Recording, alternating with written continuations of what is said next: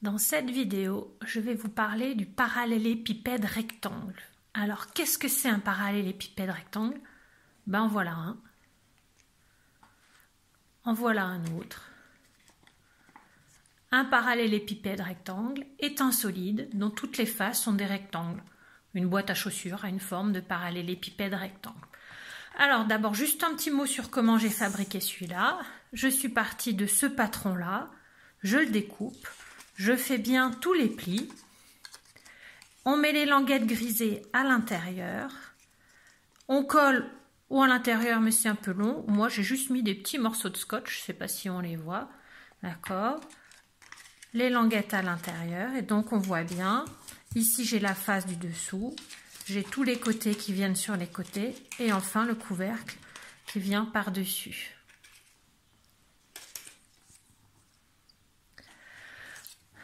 Donc, voici mes parallélépipèdes rectangles et nous allons maintenant les tracer en perspective cavalière et je vais m'occuper plutôt de celui-là.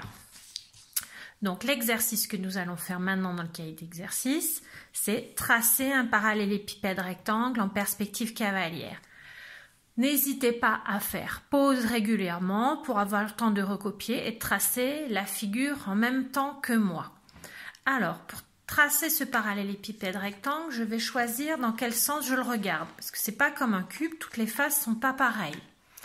Alors, je vais commencer par le tracer posé comme ça, comme s'il était devant moi, posé comme ça. Alors, je vais commencer par tracer la face qui est devant moi. Alors, je vais tracer, en laissant de la place au-dessus, un rectangle de 6 cm sur 4 cm. Alors, comme c'est un solide et que je ne suis pas en train de faire de la géométrie plate, je vais mettre aucun codage, aucune mesure pour l'instant. Ça, c'est la face avant. Ensuite, pour faire la face au-dessus, elle est toute fine, hein, la face au-dessus. Je vais juste traverser la diagonale de 2 carreaux. Je fais pareil ici. Et je fais pareil ici. Et maintenant, je complète la face de côté ici. La face de côté ici. Alors là, c'est ce qu'on voit quand il est posé devant moi. Je vais maintenant rajouter les longueurs qu'on voit à travers. À l'arrière, j'ai un rectangle qui a la même taille. Donc ici, je vais compléter avec le côté de 6 cm, comme il est derrière, je le vois à travers, je le trace en pointillé. Pareil là, mon rectangle il fait 4 cm derrière comme devant, et je le trace en pointillé puisque c'est une arête que je vois à travers. Et enfin, je relie ici. Et voilà, j'ai la représentation en perspective cavalière avec mon pot solide posé comme ça devant moi. Alors, je vais maintenant tracer le même, mais avec une autre vue. Je veux le tracer quand il est posé comme ça devant moi. Voilà, je veux le dessiner maintenant posé comme ça devant moi. Alors, le rectangle qui est devant, maintenant, c'est celui-là.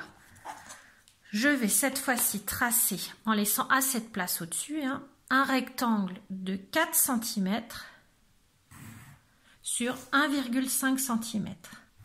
4 cm sur 1,5 cm. Vous voyez sur ma règle. Hein. Ensuite, je vais de nouveau faire la face au-dessus qui part. Alors, cette fois-ci, des diagonales de carreaux, je vais en traverser 6. Donc, je me place bien. 1, 2, 3, 4, 5, 6 diagonales de carreaux. Je fais pareil ici. 1, 2, 3, 4, 5, 6. Il faut que j'aille jusque là. Et pareil à partir de ce point-là. 1, 2, 3, 4, 5, 6 diagonales de carreaux. On vient de voir, hein, je viens de tracer 3 segments parallèles. Je relie ici. Je relie là. Et maintenant, je vois apparaître mon solide comme s'il n'était pas transparent. Et maintenant, je vais compléter le rectangle que j'ai devant. On a le même derrière. Donc ici aussi, il me faut un segment de 4 cm que je trace en pointillé. Ici, le segment de 1,5 cm en pointillé. Et ensuite, il faut que je relie la face avant avec la face arrière. Toujours en pointillé.